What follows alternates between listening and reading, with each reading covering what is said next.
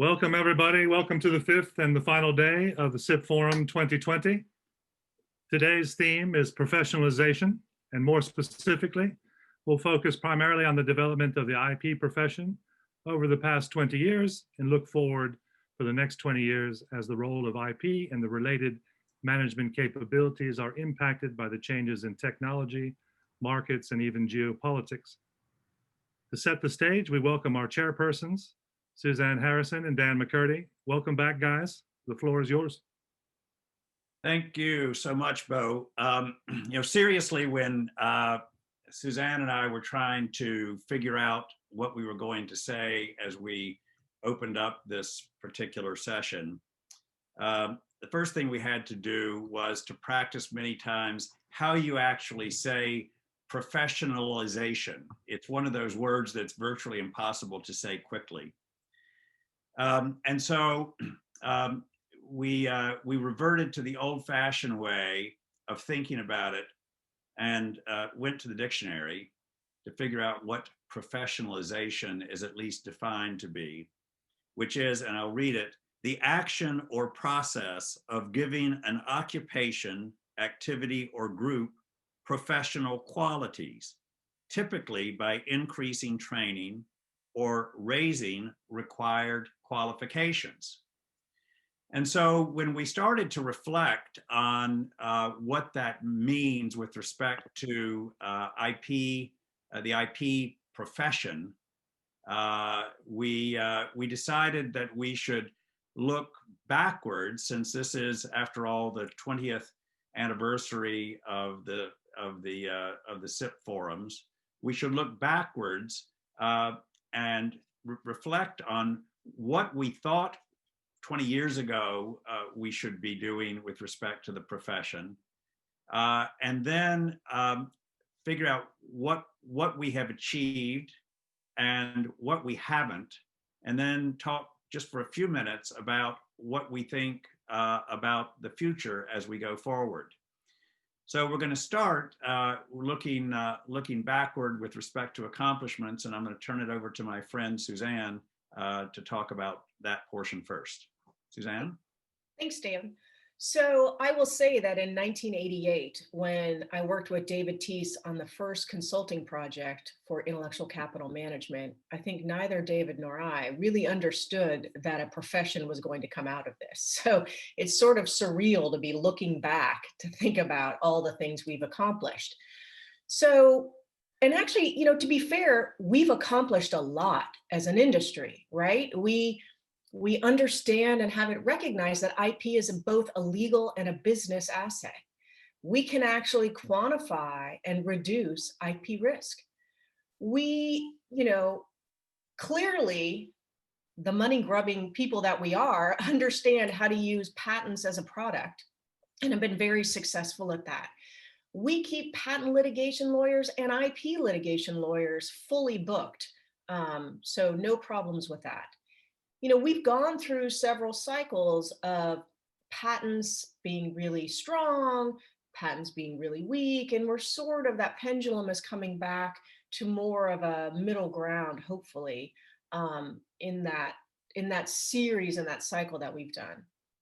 We've created a whole bunch of tools to help us understand and visualize and see patents and use them as data. And we've really, over time, had many debates over what is patentable, and what is patentable, that definition has changed over the course of the last 20 years.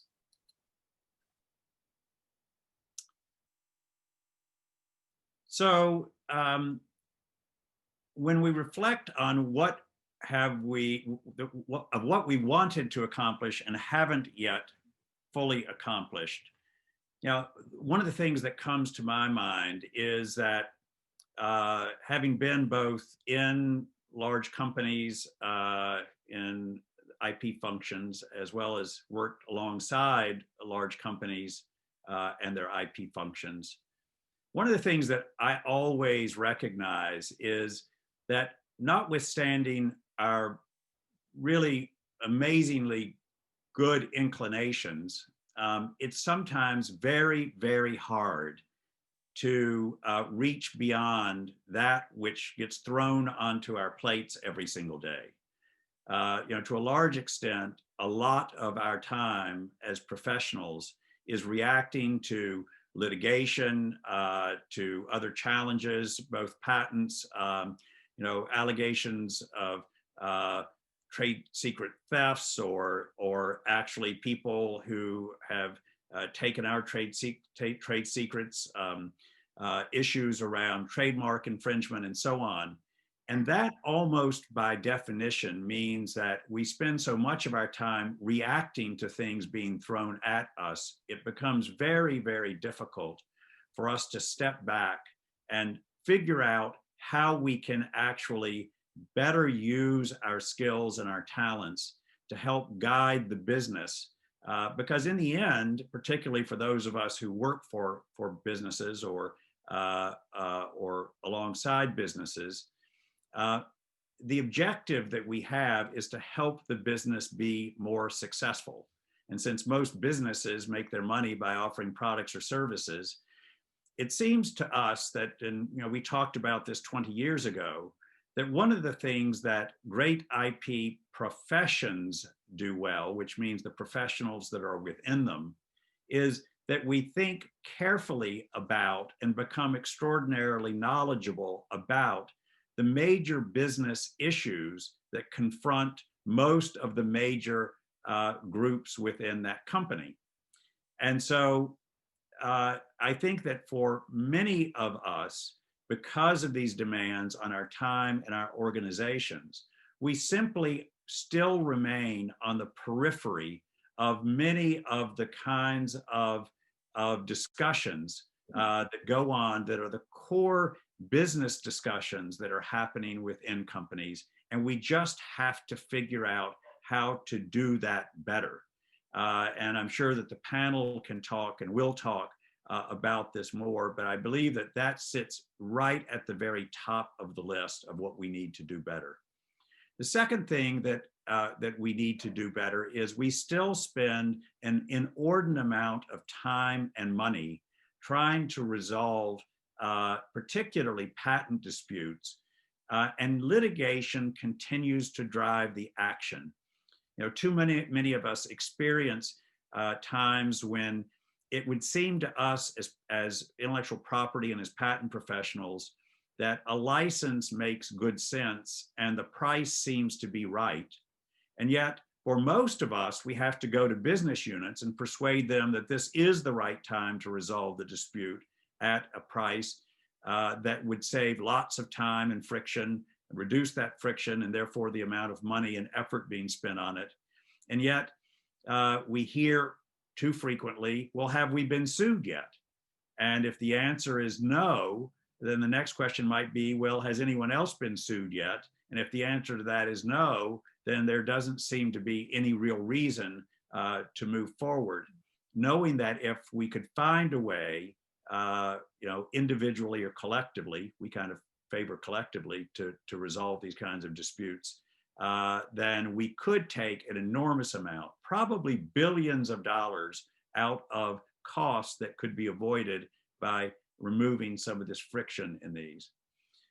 Lots of things that we, that I would say is patent matters get an inordinate amount of attention, largely because once you get a complaint or an allegation of infringement, particularly when a complaint has been served, we have to respond to them. And there is real no choice except to lose. But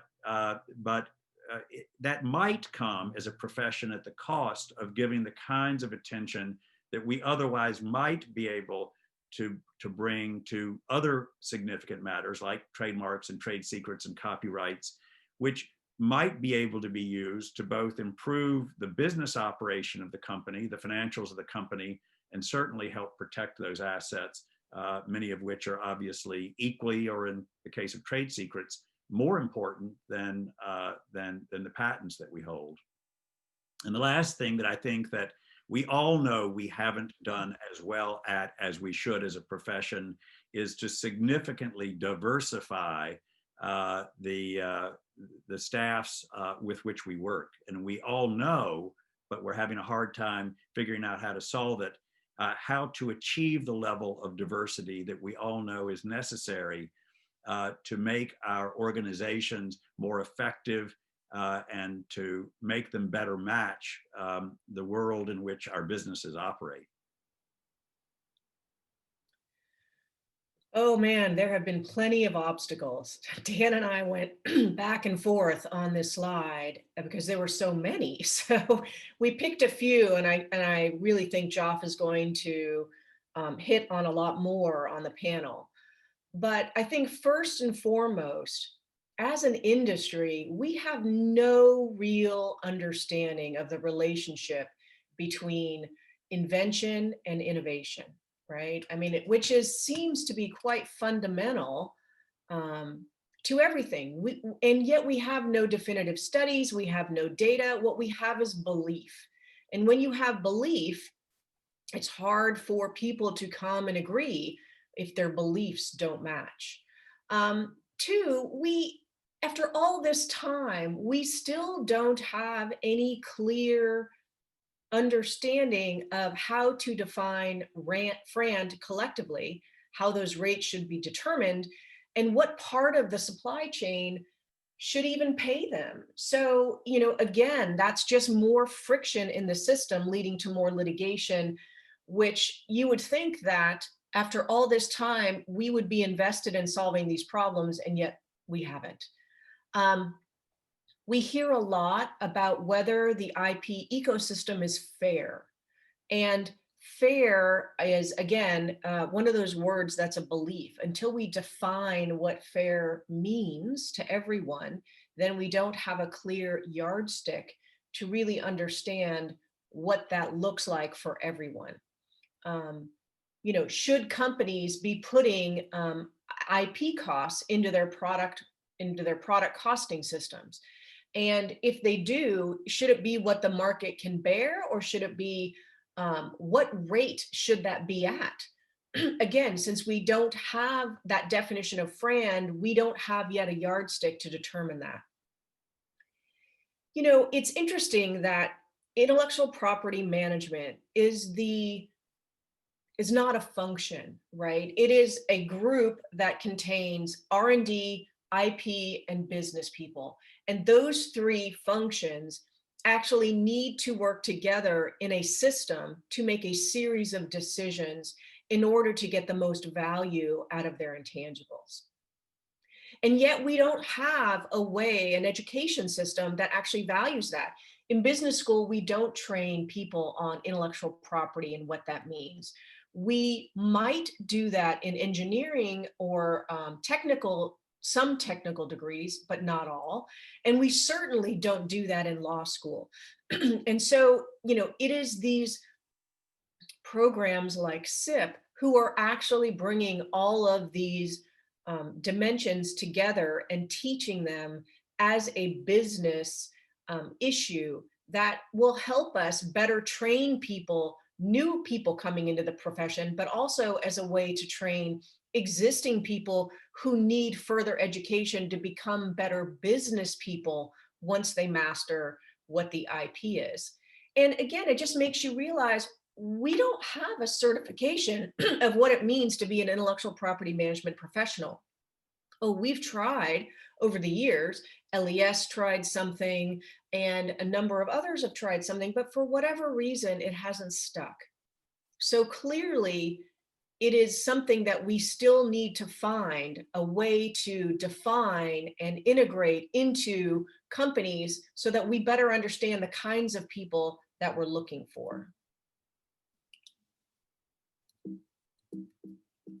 Okay, great. So there you go. There we go. What should we focus on over the next few years on our way to the next 20? I'm certainly hoping that we make more progress over the next few years on some of these issues because they are so critical. All business, of course, in the end is looking more than anything else for predictability.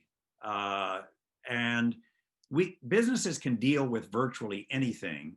What they don't deal with very well are surprises. And it's one of the challenges, of course, about IP is we are, if nothing else, full of surprises. The industry itself is unpredictable. Every week, when we think we finally understand the way that IP works, there will be a change in the law or a change in regulation or some kind of nuance in terms of new terms and conditions or approaches that people put into licensing discussions. I frequently have described this as playing a 6-dimensional chess game where the rules change virtually every day. And that does not favor the ability to predict. And so we really can, and I think must, as an industry, focus on how can we make things more predictable and how can we reduce a lot of this extraordinarily costly friction that we face. And some of that is going to be behavioral, and it's going to lead to, I'm going to take to the third bullet on this chart, and then I'll come back to the second one. But the third bullet, I think, is very key to this, because one of the things that we as a profession must do is to become much more integrated into the business functions of our companies. And I think that that goes both directions. We frequently, when we hire into our IP organizations, we hire people with the same kinds of skills over and over again.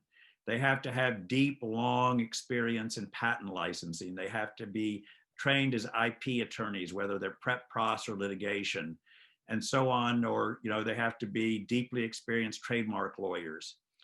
But what we tend to pay less attention to is hiring people into our functions that are very deeply connected into the existing business organizations of our companies. And who speak the same language as the business people speak. IP has its own vocabulary. Business people don't speak that vocabulary, that language very well. And generally they then look at us as, oh, there comes an IP person, must be a problem. What we need to do is to work harder and better at being part of the solution to the major business problems that business executives are focused on.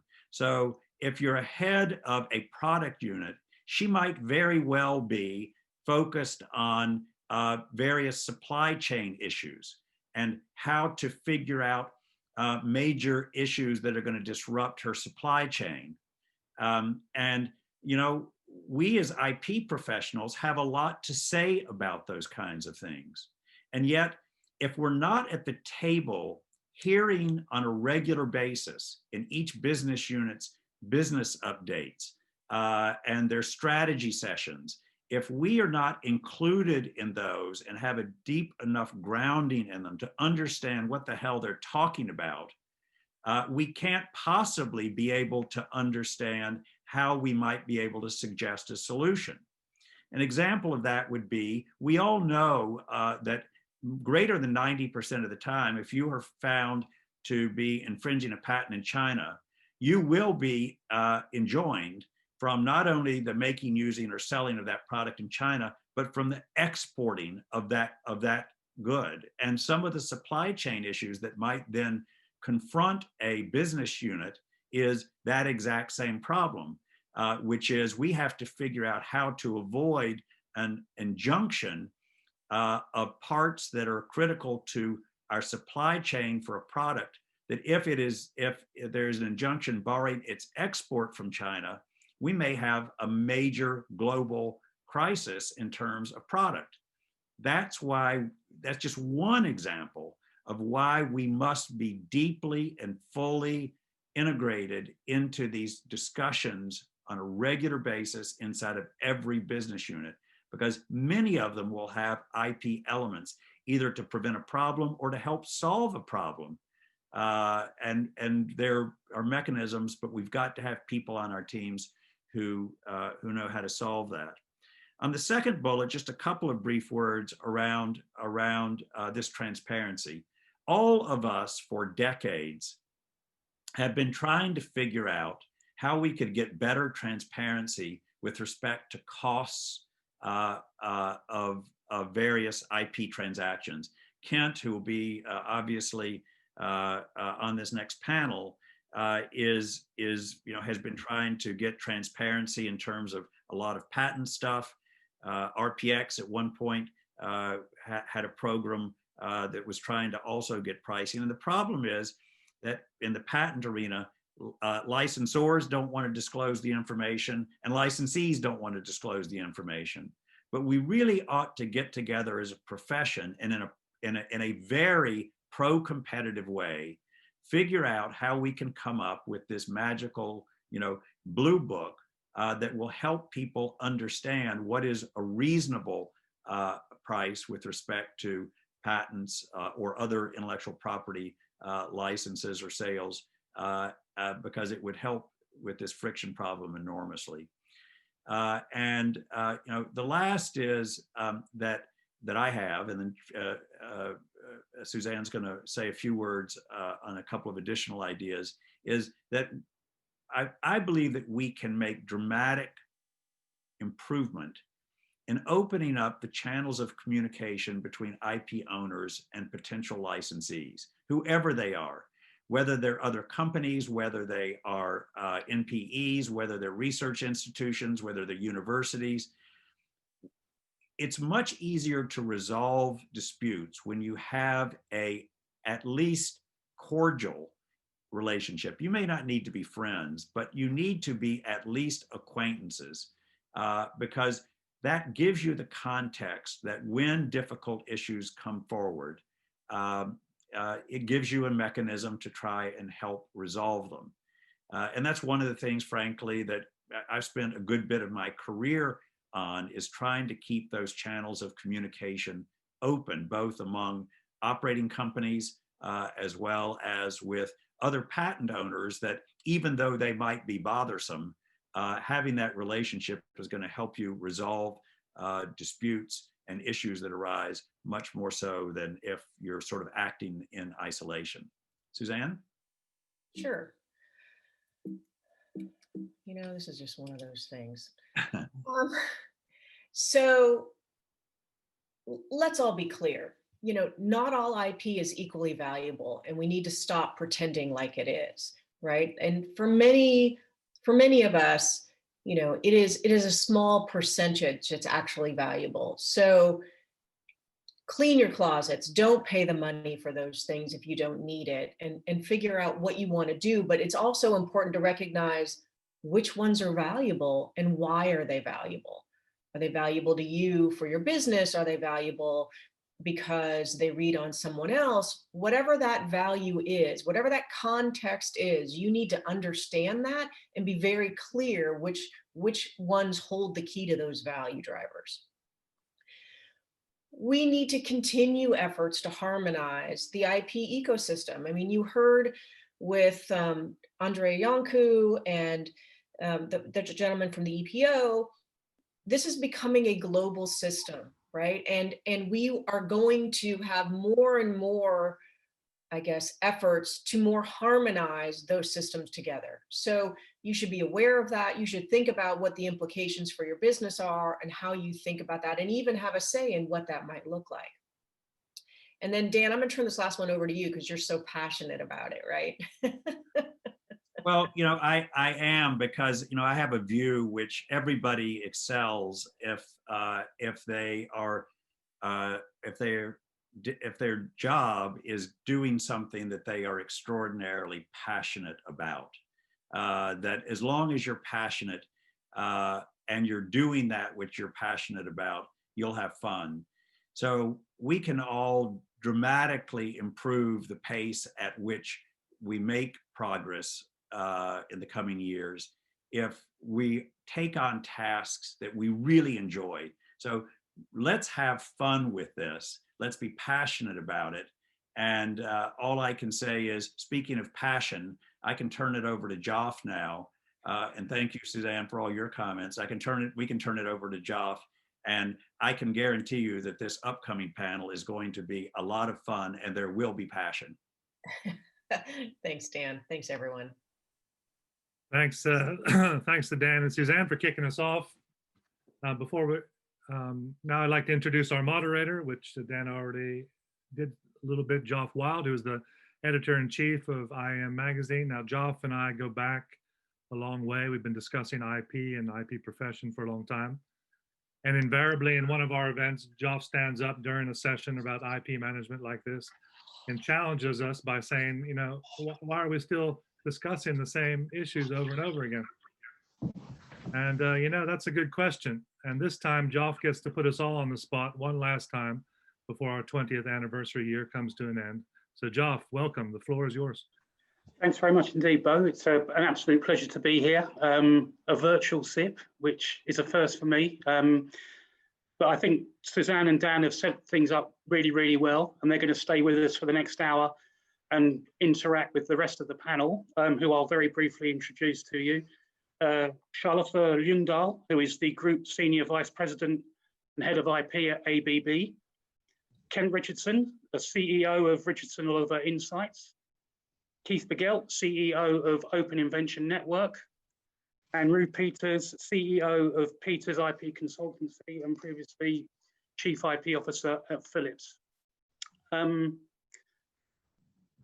me, there was an awful lot in what Suzanne and Dan said that I agreed with, a lot that I'd heard before. And I don't mean that in any insulting sense. It's just something, these are issues that we've been talking about for years and years and years and years. And, you know, I think back, IAM had its first issue in 2003. We republished the contents page of the first issue in issue 100 of IAM, which came out earlier this year. And a lot of the stuff that was in issue 1 could quite easily have been in issue 100 as well. But on that basis, we just don't seem to have moved forward that much. And I'd kind of like to frame my first question to everybody on that basis. Why? Why haven't we moved on? And if we haven't moved on, doesn't that mean that we have failed? Let me put that to Ruud to start things off.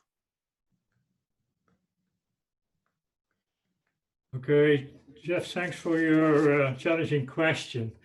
I agree with you that we have not made the progress that everybody was hoping for in the period that you were just describing as from 2003 and up till now. We had the hope that IP would be a C-suite issue, but it has not really become that type of issue. And that was also, I think, listed as one of the topics in the presentation made by Suzanne and Dan. And the key issue that I see, and that I also picked up from the list of issues that were raised by Dan and Suzanne, is the lack of integration of IP departments and business departments and R&D. That I think is not still working in a way that brings IP to a level where it should be. And yeah, for me, the main reason why that did not happen is that if you look at how IP departments have generated in the past, that they operated more or less in the shadow of the businesses. And they could do their thing. And it was hardly having any big impact on the business results, on the performance of the businesses. But if you want to change that, you need to go on a journey as IP organization and say, okay, what type of organization do I want that IP organization to be? What is the level where I want it to go? What is the ultimate goal? And that defines the ambition. And to go there, you need to convince your own people in your IP organization, because they need to share that vision with you, and they need to implement it. And you need to get followers in your own organization, because otherwise, yeah, you will be the one crying in the desert. And in addition to that, you need to sell your vision and your views on IP to the top management levels in the company. Because if they don't support it, it will only be a uphill battle. And yeah, that journey to get there, that is a very difficult journey. It is lengthy. It takes a lot of energy. It requires perseverance, and because not everything that you may want to achieve will be accomplished, because some people may have different views on how things have to be done. But you have to go on that journey and to get things ultimately there where you want it to be. And the goal that you have in general should be that you should, as an IP organization, should, what I have called in the past, become a recognized and valued partner of the businesses, and a strategic partner. And so that if they do recognize what you can contribute to them, to their businesses with IP, that they will invite you also, instead of that just you as an IP department will react reactively and on the basis of issues that pop up so now and then, and that trigger the attention of the business. And the key of achieving that is that you, what I have mentioned in the past, that inside a company, you create an IP organization that acts as a top consultancy company within your own firm, and that can deliver high quality IP advice, can deliver that fast and in a convincing way to the business. And for that, to be able to do that, you need to have, and we come back to that later on, I hope, you need to have a high quality and engaged IP workforce.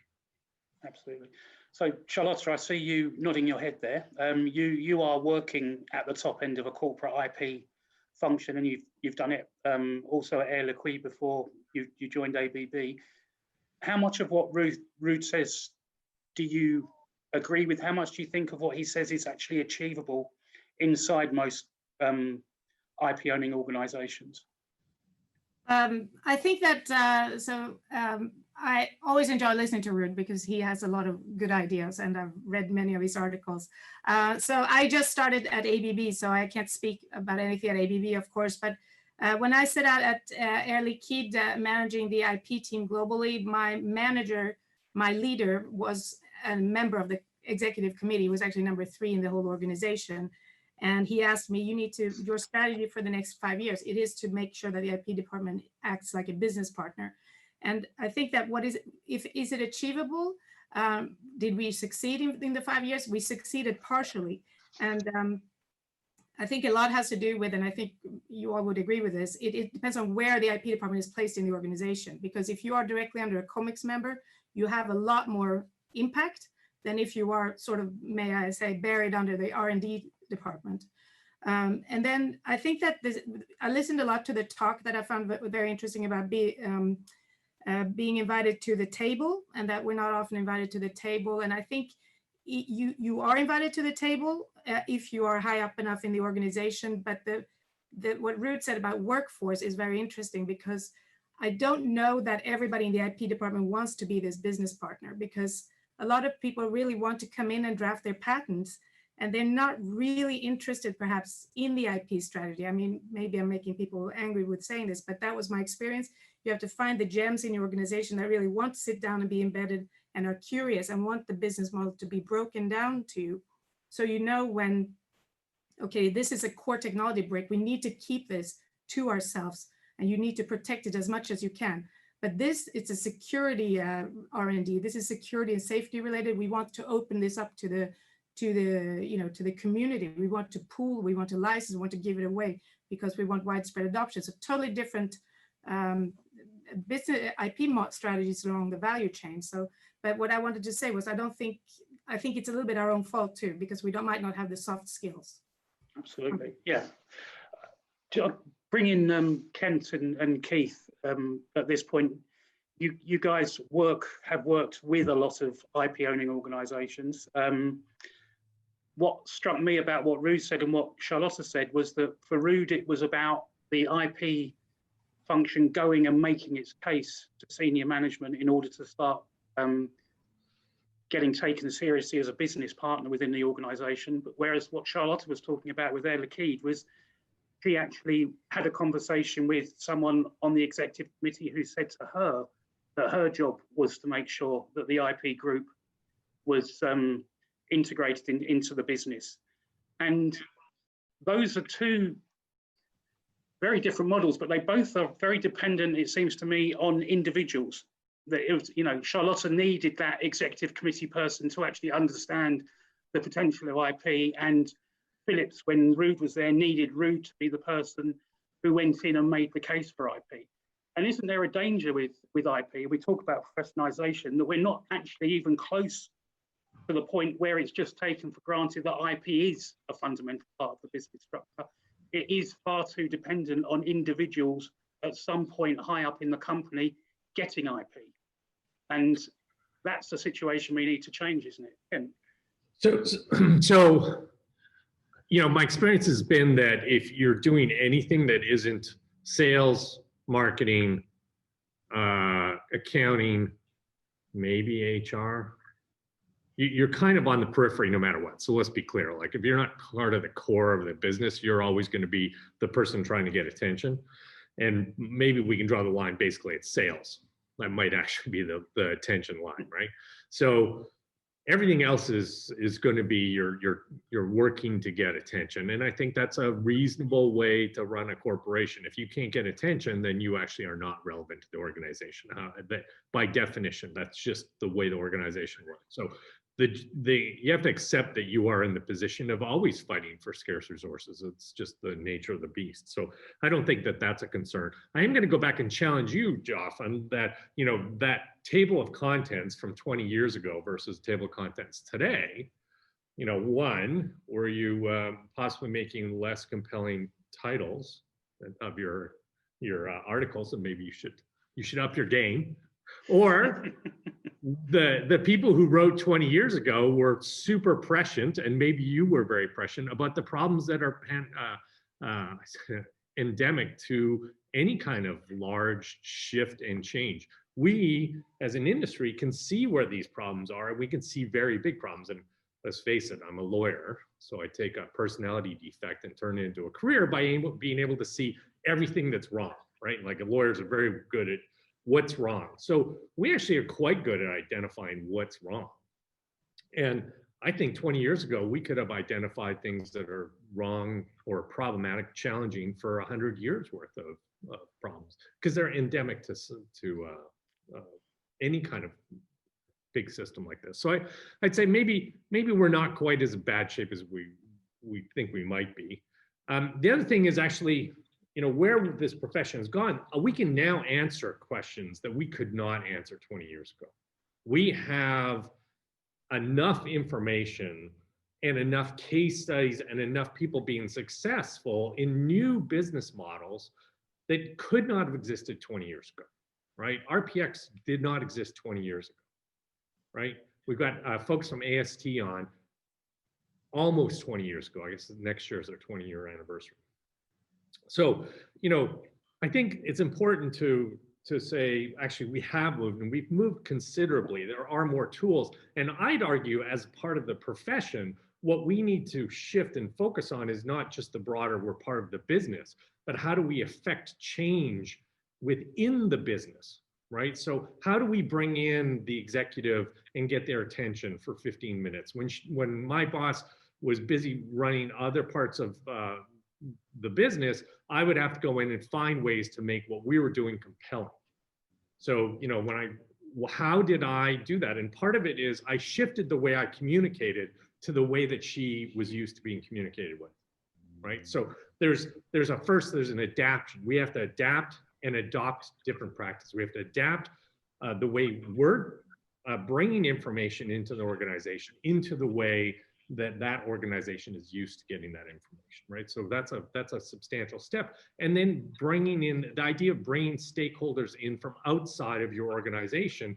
So how do you convince a CTO to help support your program versus the CFO versus the marketing team? Like, those are all different needs, and everybody has different successes. So if you don't understand how each department becomes successful, you're not going to be successful overall.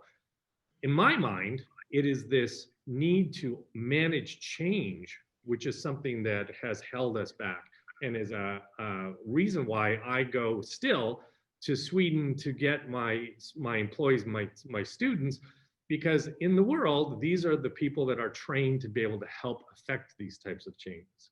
And I do find it somewhat disappointing that I can only get them from Sweden, although I love the Swedish people and I love the students and I love the program. I find it shocking after 20 years, this is where I have to go to still to get the people who are trained. That is, my mind, is a problem. Sorry. So I think you raised some really interesting points there, Kent, and you challenged me, and I think it's a really fair challenge. And what I would say is that, you know, IM is a business and we're all in business in different ways. And IM has done well doing what it does. And we've all done well doing what we do. And maybe we just don't have the impetus to bring in the change that we need to change the profession as a whole. You talk about lots of new business models being developed, but I would argue that you talk about RPX and AST and organizations like that. It's the same names creating those new business models. We're not seeing lots of different people creating these business models. We're seeing people like Dan McCurdy, who, you know, you can put him next to 3 or 4 different emerging businesses over the last 20 years. And there's a handful of other people that are doing it. And Keith, are we just all a bit too comfortable? And we don't, you know, we can sit here and have these lovely conversations, but actually we're all doing okay. And it doesn't really matter to us that much whether we professionalize or not. We're okay, so what? Yeah, I think to me, I don't agree with Kent that we're doing okay in terms of how we've evolved. I think maybe because at some level, to use an inappropriate term, it kind of pisses me off to see people wasting their capabilities and their talents and sub-optimizing the whole function. To me, it's about a crisis of ambition. It's much as Charlotta said, there are lots of people who are very talented, but are very happy to be measured only by how many patents their organization files and how many get granted. And to basically leave at 5 o'clock or leave at 6 o'clock and not really worry, unless there's a crisis where they're being sued, not really worried about inserting themselves into the strategic dialogue of the organization. I think it starts with a mindset, a way of seeing who you are, your own identity, your own ambition to be able to make a profound positive impact to the organization you work for. And at the end of the day, if that's not your goal, I think you should just check out. Because, you know, I used to sit in Motorola when you could feel the death rattle. And this was in the late 90s, not long after we were the most successful hardware company in the world in terms of mobility. And I could feel the change and the way that we'd lost it. You know, watch at 5 o'clock and it's like people had their cars automatically started with their heaters on, ready to depart the parking lot. And so I could tell at that point that we were not positioned correctly. And what I tried to do when I was there is to say that it's not really about just being the caretaker. I think we do ourselves a disservice by being the caretaker of the intellectual property. That's the codification activity. Let's get involved at the beginning to be the stewards of human capital. This is the most precious resource. We hire people and we waste their talents, their ideas, their inventions, their innovations because we're hiding behind this mythology of intellectual property. And I think that's we're not educated properly, to Suzanne's point. We don't have people who are well-rounded. And to Kent's point, that's why he's going to Sweden still, because there are people there that actually are cross-fertilized. They understand business, they understand technology, they understand IP, and that's a great beginning, because at least now we don't have to remake the human condition, where acculturation and socialization are critical. The reporting chain, we have to do what Ruud did, escape the fact that we're going to be reporting to a watcher. Even in some of the largest, most successful monetization firms in the world, there's no trust. These are not people who, in the words of the most famous American sports talk show host, have a take, have something relevant to say. Think about what our business is, and then marry the business with the intellectual property and the talent of the people that you represent, because they don't have a representative.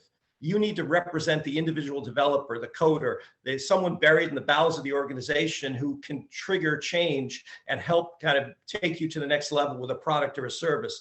And don't satisfy yourself to be a cost center. Satisfying yourself with being a cost center means you create vulnerability. That strategic dialogue that goes on inside the company, you're not going to be invited in unless you have something relevant to offer. So become relevant by understanding the role of true role of human capital translated into intellectual property in the future and success of the company. So I'm not happy with where we are. And I've talked to 4,200, I've had face-to-face meetings with 4,200 IP directors around the world just in the last 13 years of running OIN. Probably more touches than anybody in history has had during that space of time. And, you know, my view is born of being, to Kent's point, I'm hypercritical, difficult to live with, because I'm judging everything every minute of every day. And my judgment from all of those interactions, all of those experiences, all that body language, is that a lot of people just need to step up and not sub-optimize, not accept that they're just putting in a 25-year career and then going to check out. While you're there, you know, it's to where Dan and I have spent formative years of our lives.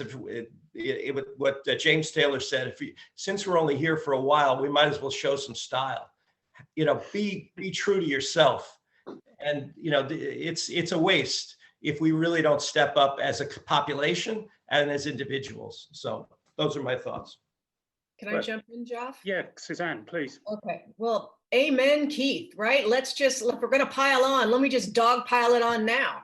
You know, I would say that first off, intellectual property management is not just about attorneys. Oh my God, we need everybody else. And let me tell you, it's a heck of a lot easier to explain IP to business people than it is to train an IP person to be a business person. Lawyers are slow learners, they're difficult, they're,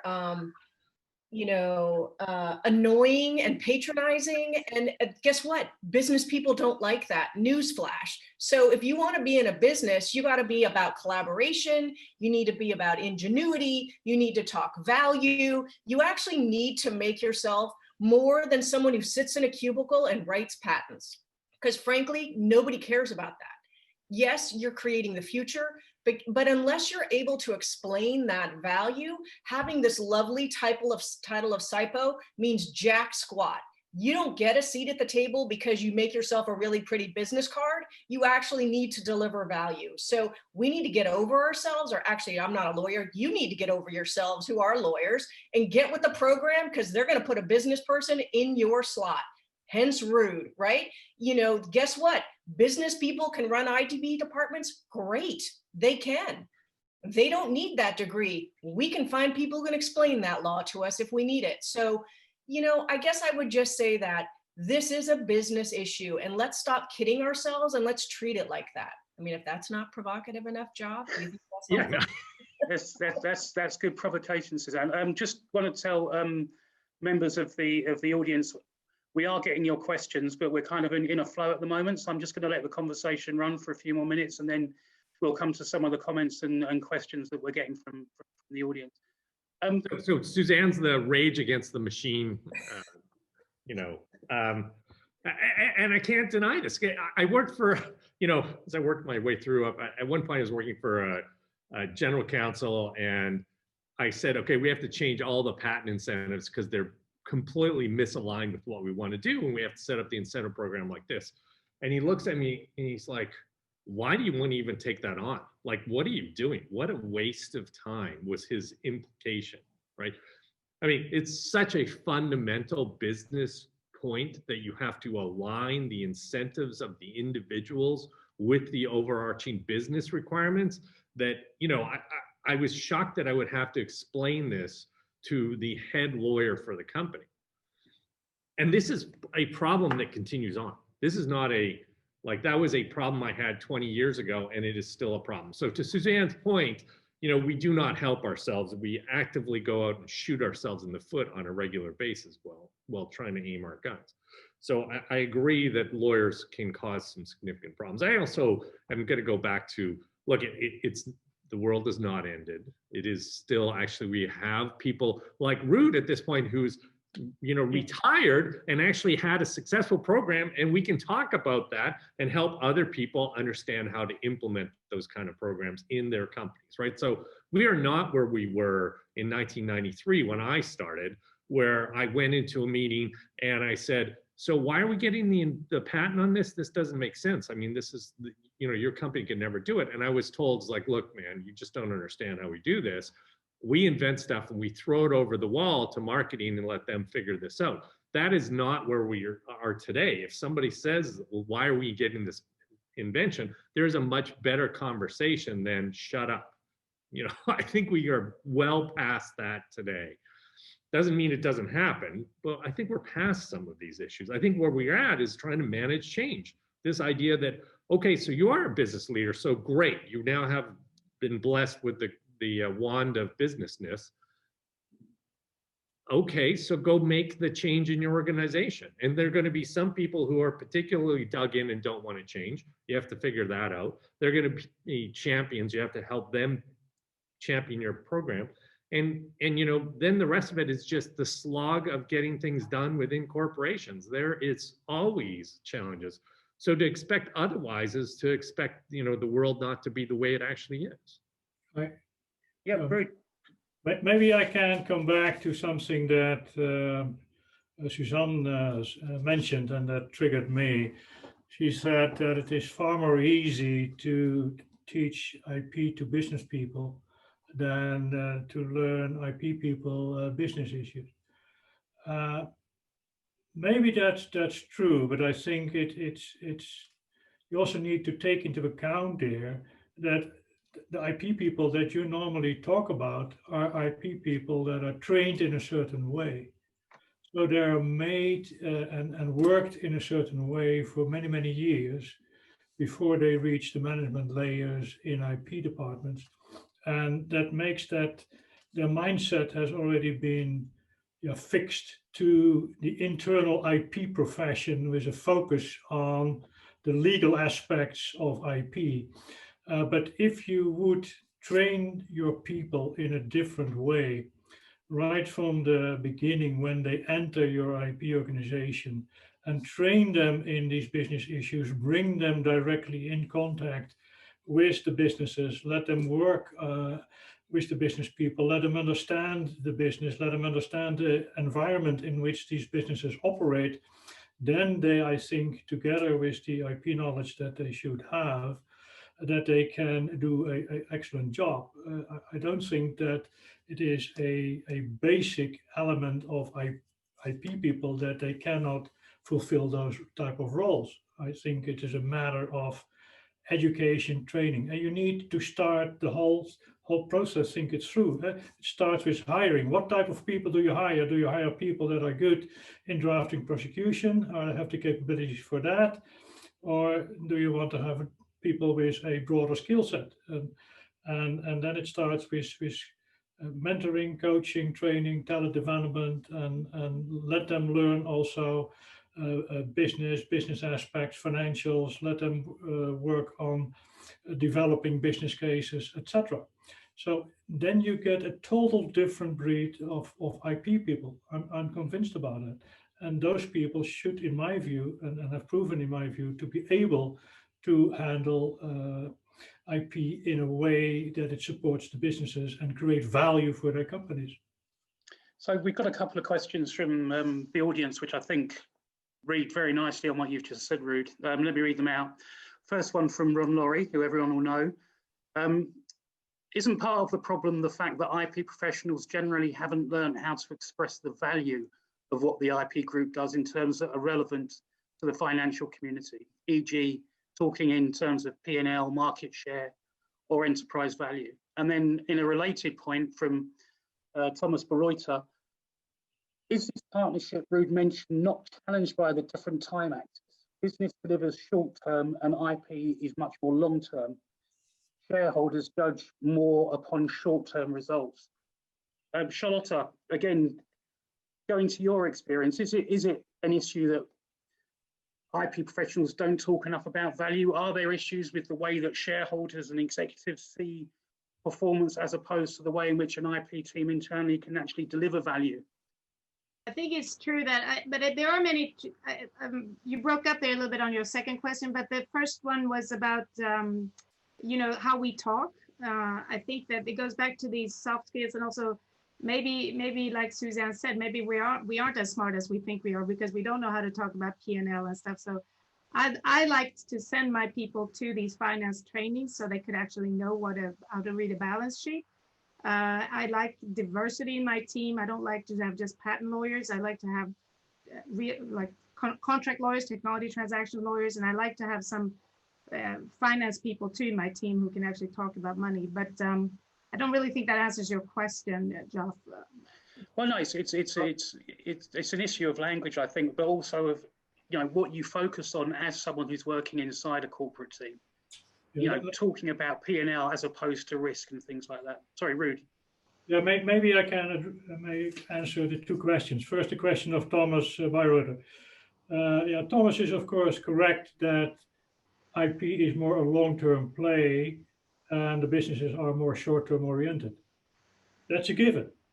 But that doesn't mean that, let me say it differently, if you as IP department, IP organization, together with the business, together with the R&D department and any other relevant department, defines the long-term strategy that is aligned with the long-term business strategy, then you can develop an IP portfolio that you have strengths in the core areas and the core technologies that you think will be relevant over time.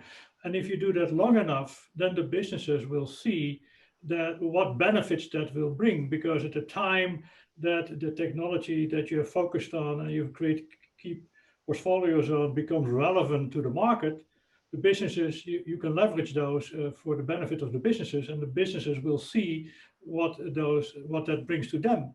And then they will be more supportive also for your long-term activities. So, and then coming back to the question of Ron Laurie about, yeah, we are not used to express value in monetary terms. Yeah, I fully agree with them.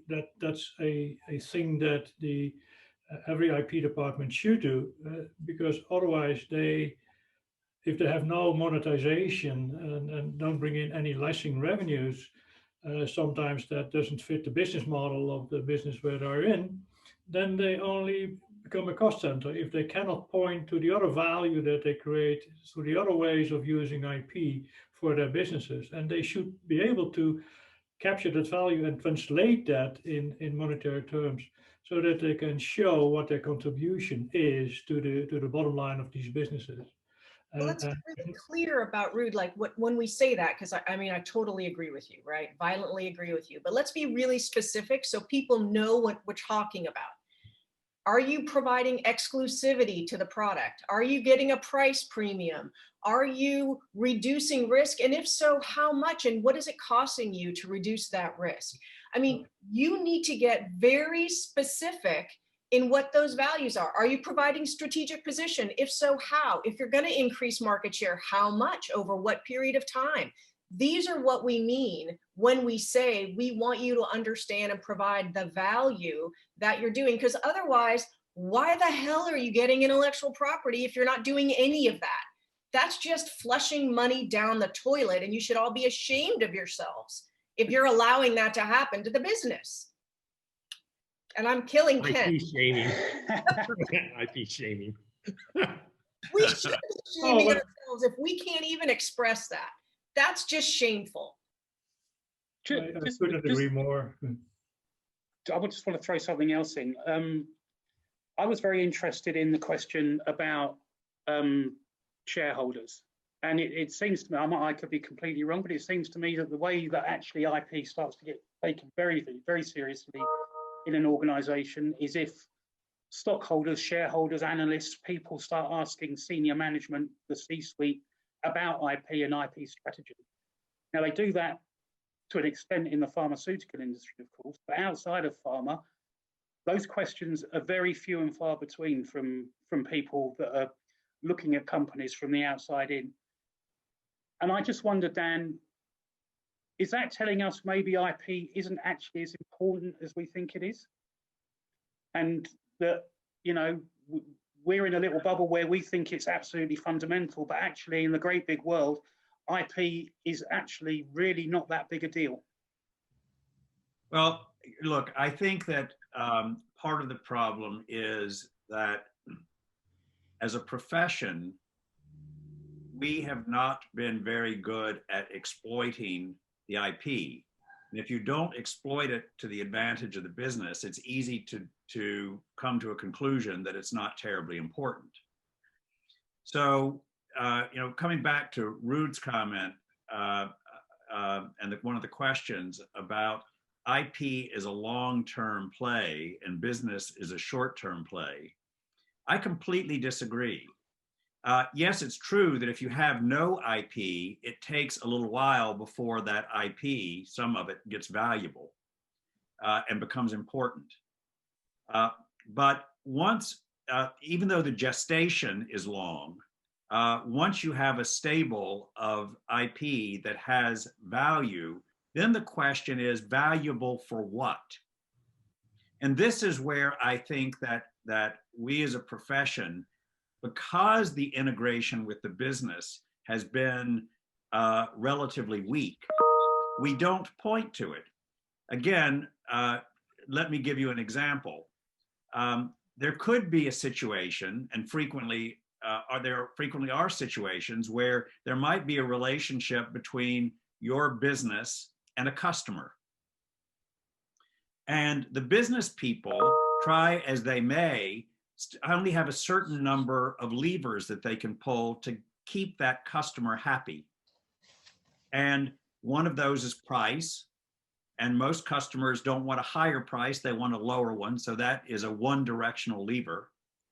But what if this customer that you're trying to keep is a earlier to mid-stage company who is beginning to have patent challenges, and we can perceive that. And we actually have an abundance of patents that can help them increase their freedom of action or get rid of a litigation or to prevent them, and so on and so forth. There are companies who have figured this out.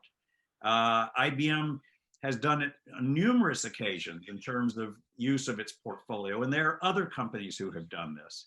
So I think that IP can have value. The trick is to get integrated enough with the business to understand specific tactical business applications that the IP can be valuable to help with. And suddenly you can dramatically change the outcome in a way that goes straight to the bottom line and the top line of companies through the strategic use of IP. We've just got to be better at a profession of finding those opportunities by that integration with the business, and then creative enough to figure out how to actually put it to use so it does have demonstrable value. So I think that's a very interesting point. Kent, I know that's something that you've worked with a few Silicon Valley startups on in terms of developing patent strategy to create overall business value.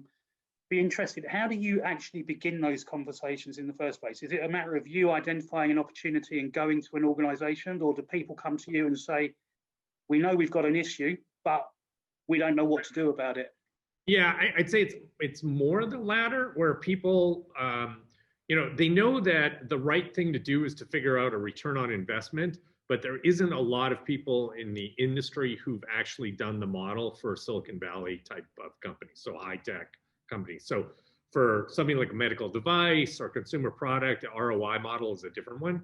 But a lot of people haven't done one for their own business in high tech, and so we help people with that process. And I'll give you an example of a client of mine, big company, typically unicorns, grow really fast, revenue far outstrips anything they could have done to develop their patent portfolio effectively. There's just no way they could have gotten a patent portfolio that would be the right size and with the right assets in it to help them.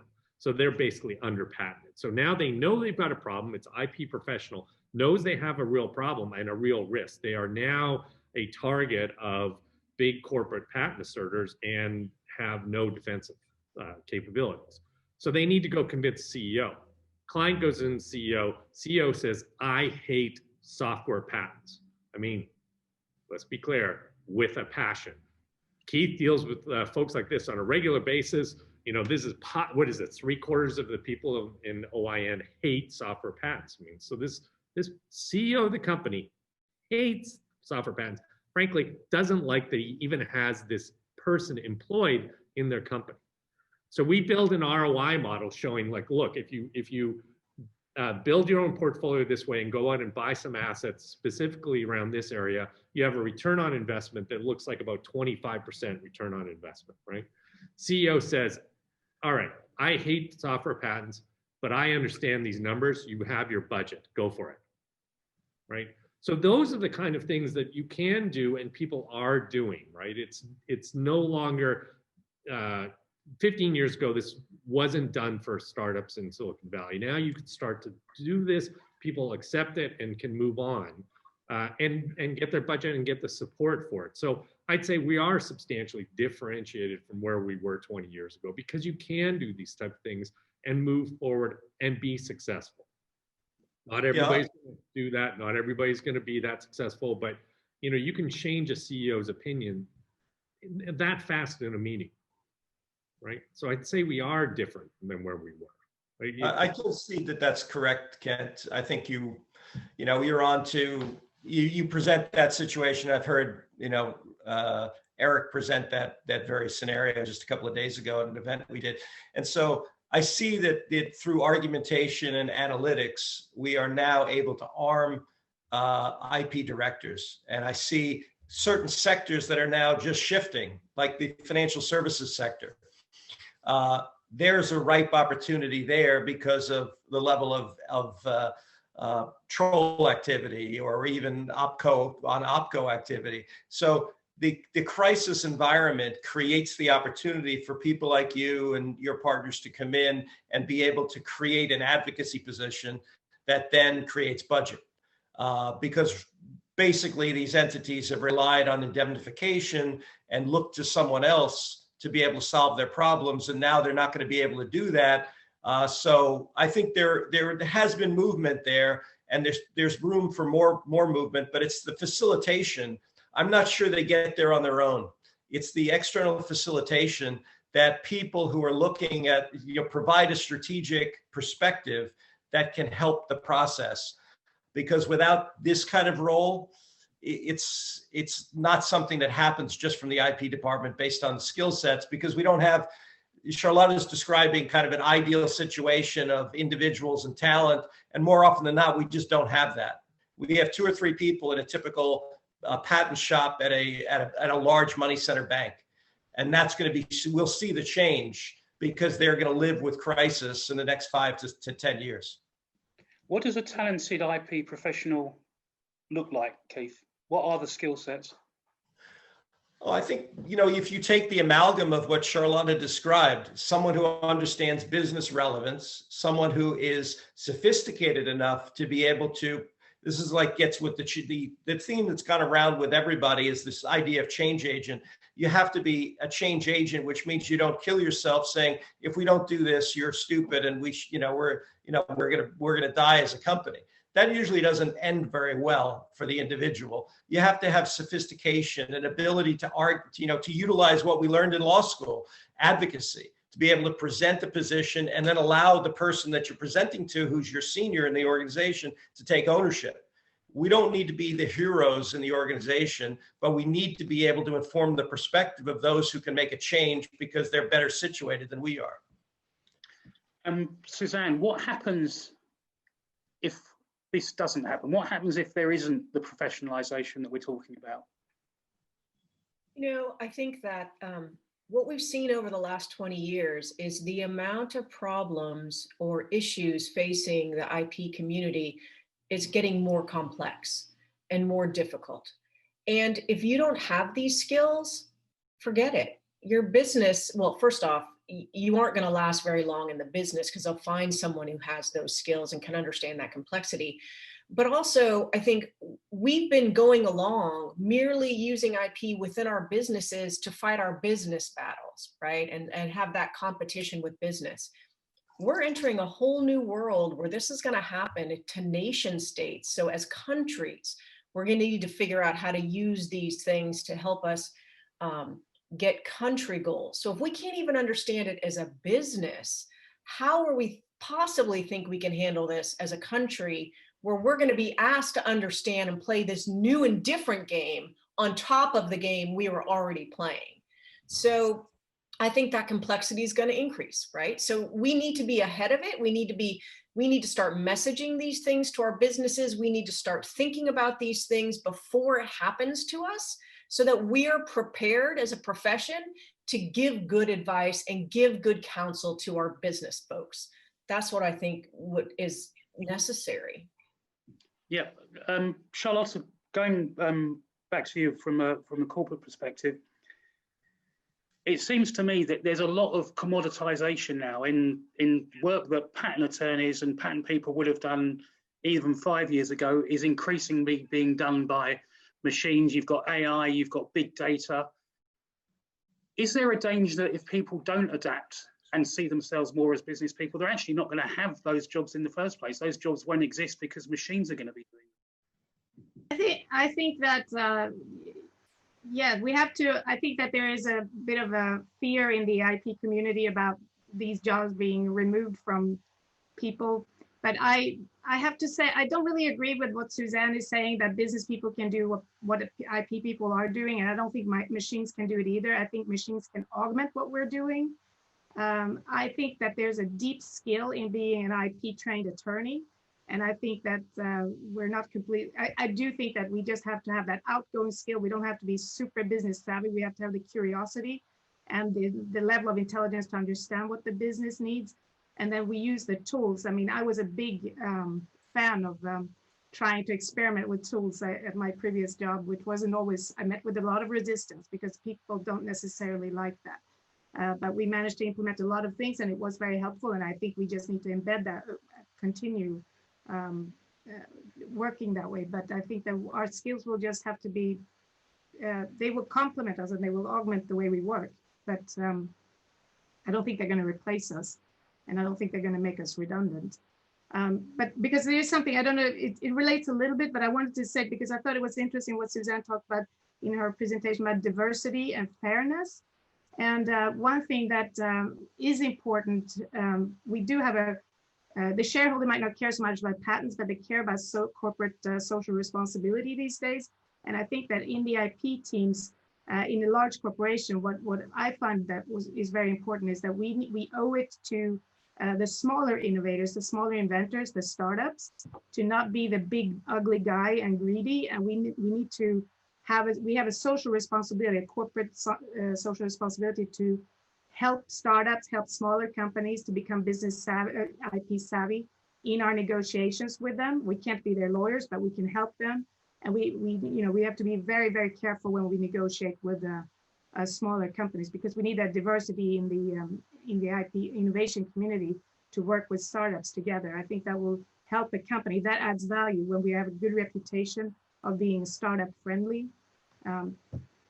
It's not really related to your question, but I thought it was interesting to put that out there. So Keith and then Ruud. Yeah, I'll try not to be too long, but the point that Charlotte is making, in the open source community, which is now pretty much every company that in the world is utilizing open source, we see this level of collaboration that actually because not everybody, you're not born knowing about compliance and governance. And so that's an area where there's an unprecedented level of collaboration between typically IP counsel that are now covering, that have responsibility for compliance and governance. So I think there is a model there for a different kind of collaboration that comes from this community that is now so prevalent that we're all part of it, whether we recognize it explicitly or not. So I think there's maybe something we can grasp there to be able to kind of create this kind of sharing environment between companies of different sizes. Ruud. Yeah, maybe I want to come back to your question, Joff, about what will happen to these jobs of these people if we see all these tools coming that can take over these tasks of them. I think that I would distinguish a number of categories of companies, of IP departments. If you look at IP departments that are operating in a way that is not connected to the business today, they will have a lot of problems because many of these businesses go through a transformation, a digital transformation. And if they continue to operate in isolation from the businesses, then they will find out at a certain point in time that they will have become irrelevant because many of their tasks will have been taken over by these tools, and the more important parts will be taken over by the business that will say, hey, we want you to do this and that, instead of that they are in control and can direct their own future. But on the other hand, if you have organizations that are already closely connected to the business and are aware of what's going on and are aware that they need to transform themselves as well in line with the transformation the business is going through, they will have a more easier path to change. And maybe they have not the ability or capabilities to change themselves, but then they will be clever enough to hire consultants or other people that can help them to that they'll transition to become an IP department that is also relevant in the digital area. So we've got about 10 minutes of the conversation left, and we've identified some of the key issues. We've explored a few of the failures. Part of the brief, though, is to look forward. So I want to ask everyone on the panel, and I'll start with Suzanne and Dan, who initiated the discussion. Where do we go from here to ensure that professionalization does take place? What are the things that need to happen? It seems to me that there's a role for organizations like CIP, and Kent has referenced the need to go to Sweden to get talent. How do we broaden out so there are a lot more CIPs? What is it that needs to happen inside corporations to enable change to occur? And what is it that we expect from people coming into the profession as well? What attributes do we want from those people as they enter the profession? So those are a few of my thoughts on this and my questions. I'll hand over to you guys. What do you want? What do you see, and how realistic is it that we're going to get it? Suzanne. I think companies need to expect more, right? They need to ask for more. They need to expect more. You need to treat it honestly like every other business function in the company.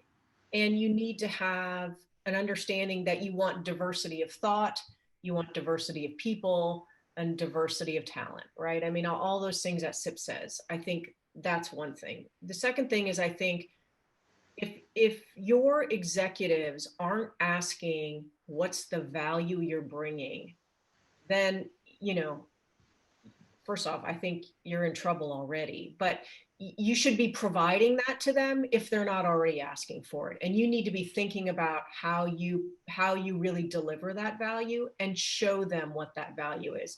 The CFO, a new CFO in your company should never knock on your door and say, hey, we're spending a lot of money on your group. What have you done for me lately?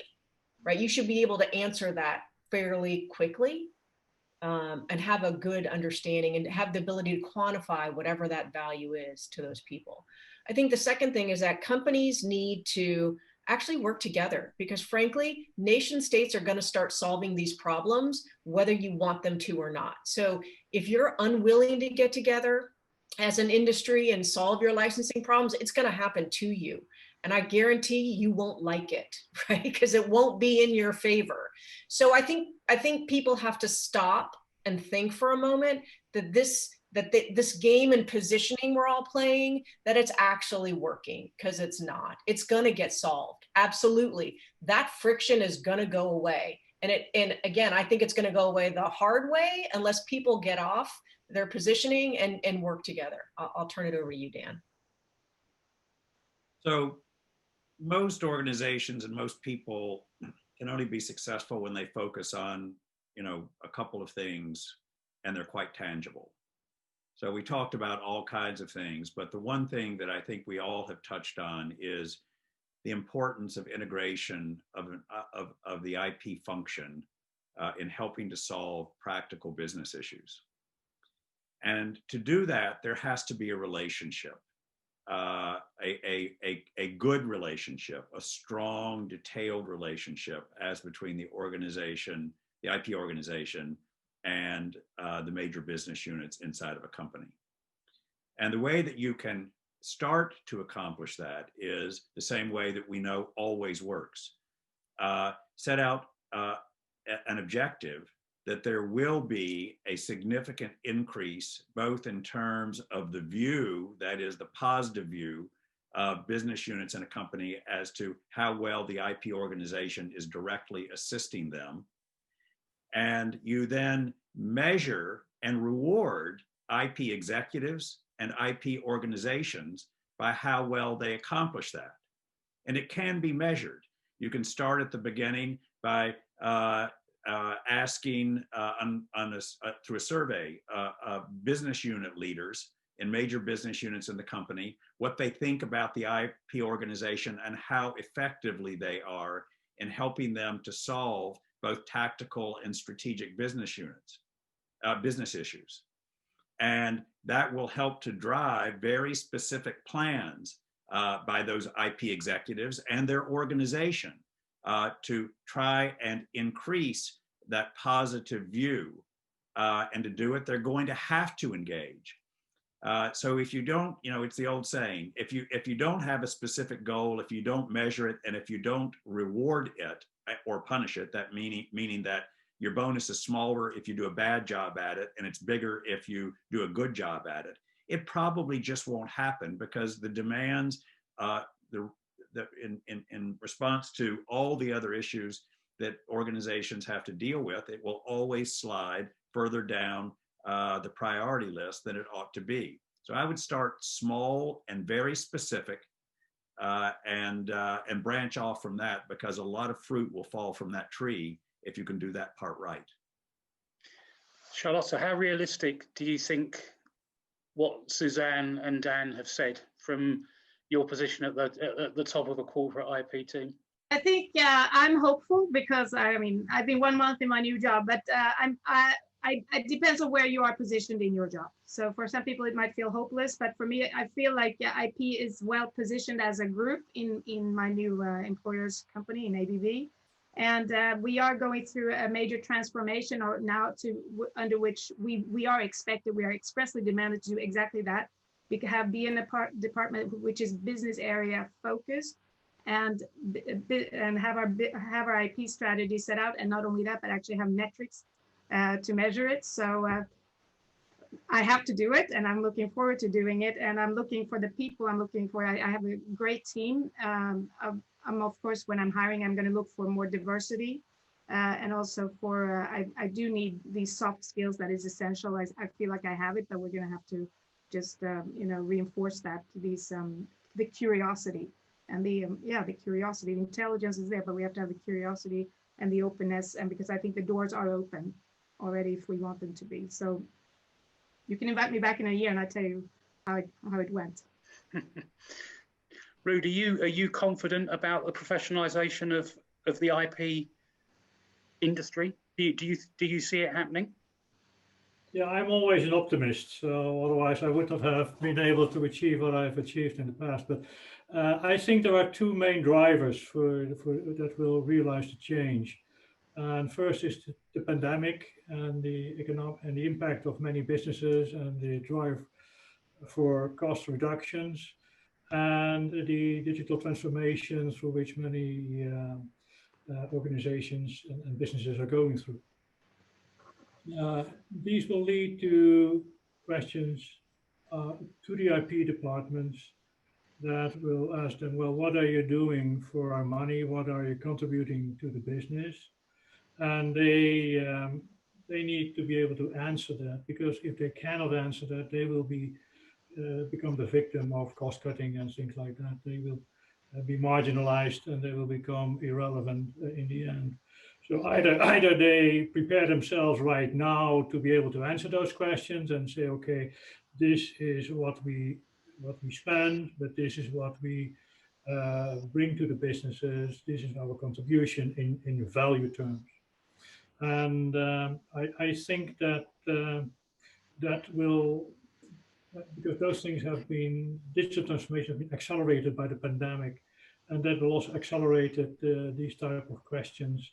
And this will also, I hope, will accelerate the transformation, not only of the business itself, but also of the IP department, so that they can position themselves also well to serve businesses in the future in the new digital world. Kent, you've been, out of all of us, maybe the most positive about where things are. Are you as positive about how things are going to develop? Yeah, so I think the short answer is yes. I think, you know, one thing that occurs to me, and I'm going to sound like a lawyer on this, is as we as a profession move forward, and as you try as a professional to try to affect change within your organization, frankly, if it doesn't feel hopeless, sometimes you may not be trying hard enough. So I think that's you're going to run into walls. You're going to have things stop you. If you're trying to affect change, like, it always feels, in some respect, hopeless that you'll ever get this done, because you know the answer. Now you're just trying to get everybody lined up that answer works for everyone, right? So I think the profession, as we go forward, is a change management and solutions that are broader than just within, you know, IP, right? So I think we have that. I think that the things that we're articulating here is curiosity, bringing in capabilities and skill sets outside, diversity of thought and backgrounds is critical. We hire for curiosity first. We look for people who want to know more than just the next case law, right?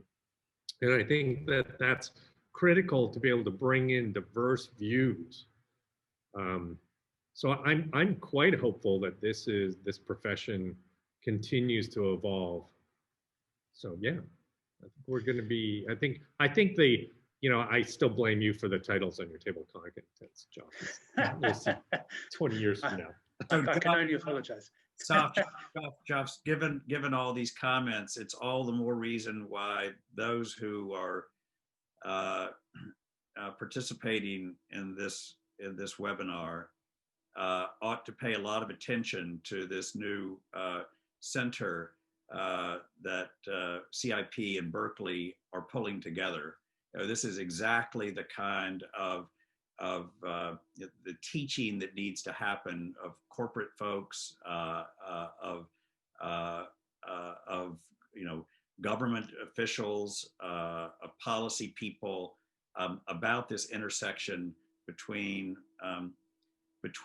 intellectual property and business, and how it must be done to drive innovation. And the only way all that's going to happen is if we can increase diversity among all of the folks who are helping us to fight this big battle. So, Bo, we've got to get this done, and to make that happen, we need supporters. if you haven't heard from me yet, you probably will, and from Bo and all the rest of us who are trying to get this partnership between CIP and Berkeley really underway in a significant way. Suzanne and others who are helping to push this. So that's my advertisement. Can I just give the final word to Keith?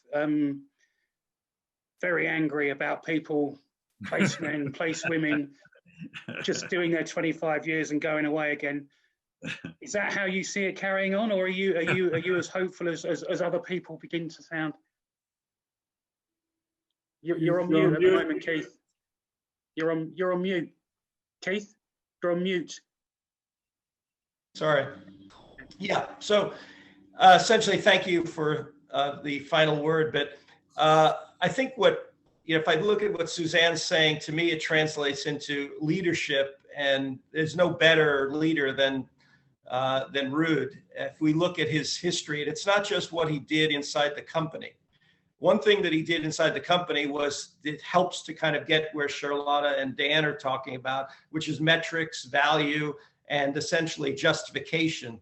Every year he's rejustifying a budget or an increase in budget because he's showing through a system that they developed internally at Philips what business value was created. And I think that's a very important innovation that was something that was very much looked to by senior leadership. And I think that kind of thing, institutionalizing that in other companies and being accountable, this is the other part that goes with it, is when you do that, you have to be accountable, truly accountable in your core. And a lot of people are not willing to do that. But I think the leadership idea that kind of Suzanne was stating is about something that Ruud did, which is I'm the beneficiary of, is the strategic thinking in terms of looking at a nascent development in terms of technology development of open source 15 years ago. He got together with IBM and Red Hat, Sony, and NEC, and architected something that Suzanne's kind of alluding to, a collaborative solution that evidences leadership of IP people to be able to get ahead of a potential problem, in this case, the monolithic threat that Microsoft represented to the survivability of open source. And this is not the only thing Ruud's done in this way. He had 5 or 6 or 7 or 8 other investments that he made that supported transformation. And not all of it was going to be directly, they were not going to be the biggest beneficiary at Philips. And I think the selflessness and leadership of people, more people like Ruud, to be able to step up and do things like this is going to be necessary in the future. It's not just about someone else is going to take care of it. He stepped in and made things happen. And some of the things were incredibly successful, fortunately, like OIN, but some things were not so commercially successful or didn't transform, but they helped us kind of advance the state of thinking. And then I would say, what we're trying to do at the Center for IP Understanding is to get education to start the process sooner. We're almost starting too late when we hire people in and we try and re-socialize them. Let's have people understand at middle school and beyond how important the idea of intellectual property is, what patents mean, what they're seeing around them. Anyone who's a fan of music is seeing, intellectual property. Anyone's a fan of film, anyone who buys a trademarked product, we're seeing value. Let's understand the translation of that value to the protections that are being afforded by governments around the world to these ideas, this intellectual capital. And I think that's the way to translate this, so that the sensitization is there, so that people understand this transformation of ideas to value that Microsoft has talked about for many, many years. That's essential for us to be able to then have more fungible assets, human assets that come into our organizations, help build the new future and help our organizations and our shareholders, develop more success and feel more comfortable about the investments they made in these companies that we work in. Well, Keith, thank you very much. I'd like to thank all the panelists for a fantastic conversation. I'm sure there's going to be a lot more of similar discussion over the coming years at CIP forums. With that, I'll hand back to Bo for the rest of today's program. Thank you, everyone. Great. Thanks, Joff, and thanks to Suzanne and Dan and Ruud and Charlotta, Kent and Keith for this great final plenary session of the CIP Forum 2020.